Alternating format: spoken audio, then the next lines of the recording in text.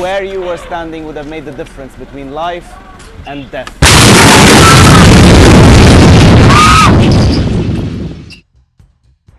I was wondering what happened. Am I going to die? How I'm going to die? My colleagues and I rushed to the ER to find that there was actually nothing left. It took only seconds to cause so much death and damage that Lebanese people are calling it their 9/11.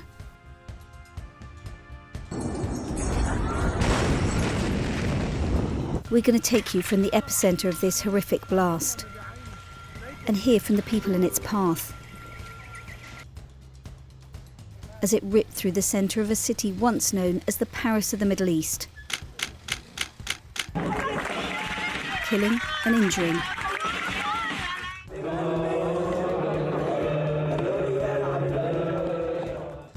And leaving more than 250,000 people without habitable homes.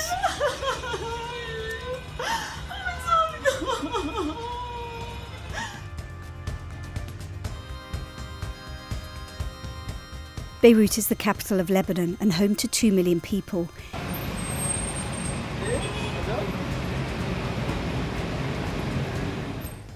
It's an ancient city, scarred by war, but vibrant, welcoming and full of life.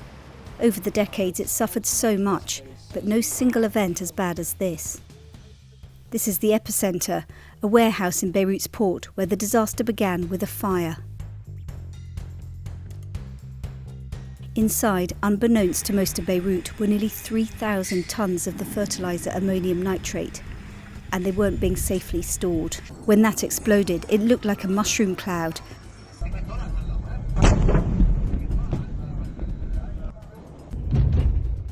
And felt like an earthquake.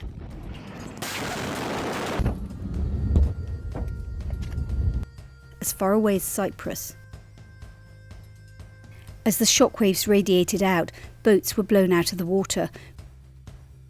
Grain stores on which this country relies were destroyed. And the firefighters who'd rushed in when the fire first broke out really didn't stand a chance. Saha Faras was one of them and one of the first of the dead to be named.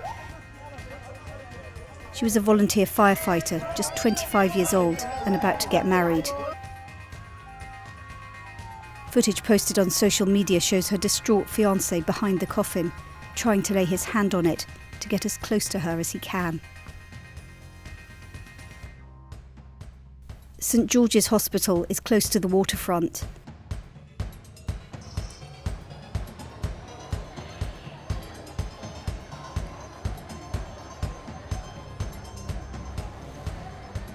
In the labour ward, a young woman called Emmanuelle was about to give birth, to bring new life into the world. Her husband, Edmund, was filming when it happened. The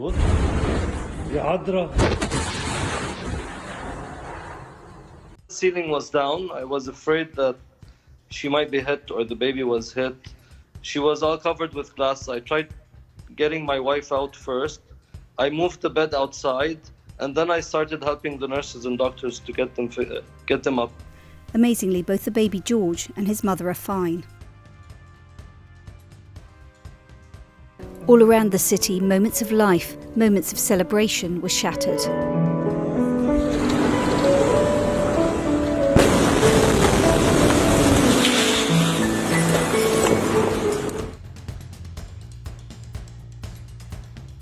Isra, who's a doctor, had come back to Lebanon from the States to get married. She too was posing for her wedding photos when she was knocked off her feet by the force of the blast.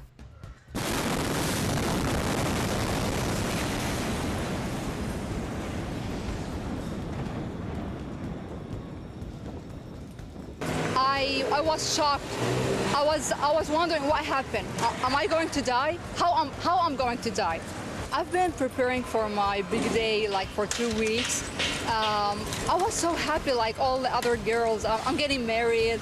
My parents are gonna be happy seeing me in a white dress.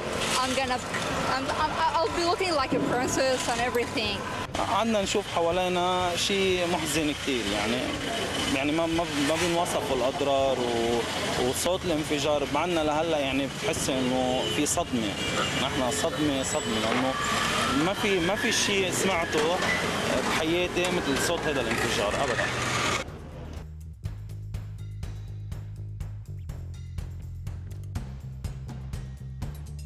This is what's left of a neighbourhood known for its nightlife.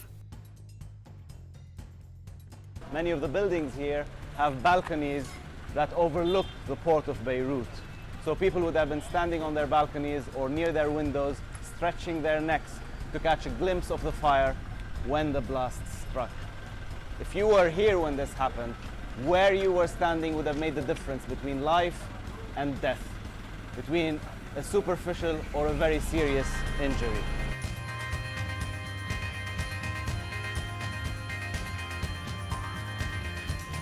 Another BBC reporter was in the office on Tuesday night, doing an interview over the internet. It was a close shave for Mariam Taoumi.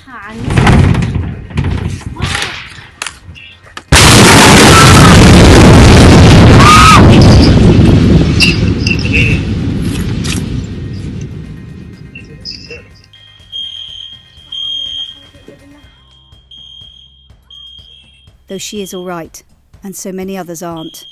The explosion wounded thousands of people, and hospitals are really struggling to cope.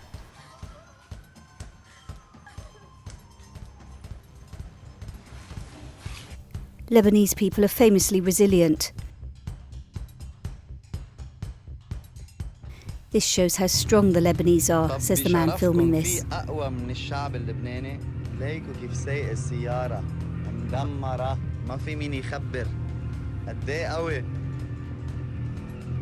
There are people who've been through so much, who've learnt to look after themselves.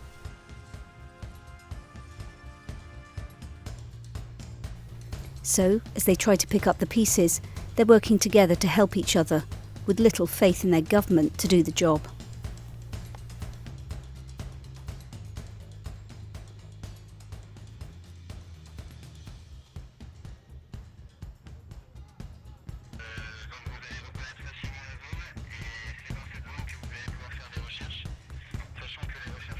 But what now for the country? Lebanon is already in crisis on multiple fronts.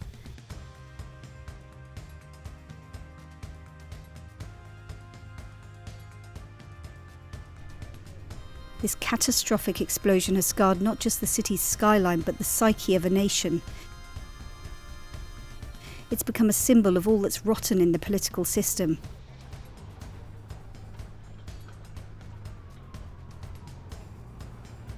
And it's left Lebanese people wondering how they're going to get over this, and how much death, destruction and despair one country can take.